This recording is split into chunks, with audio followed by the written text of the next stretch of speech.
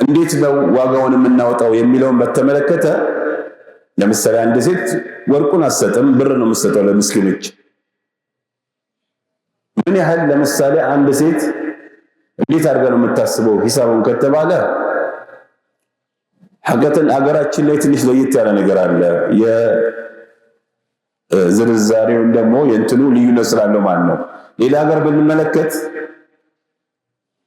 ለምሳሌ ገብተህ ጎግል ላይ ገብተህ ብትጽፍ የዛሬው ዋጋ ወርቅ ብለህ ብትጽፍ ለምሳሌ ሳዑዲ ላይ የሚያወጣው ዋጋና እንደዚሁ ገበያ ላይ ያለው ላይ ይራራቅ።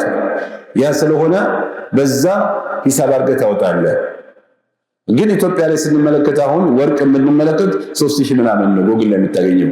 ግን ሰው በዛ ለሚሸሻጠው ወርቅ ድንገት 6000 ምናምን ይሆናል።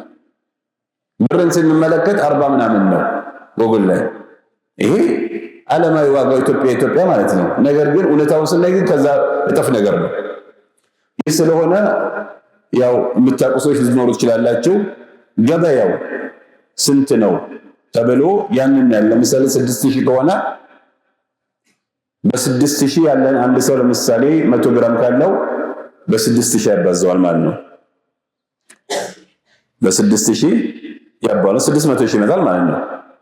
600,000 ለ40 ያካፈልና ዘካ ያወጣል ማለት ነው።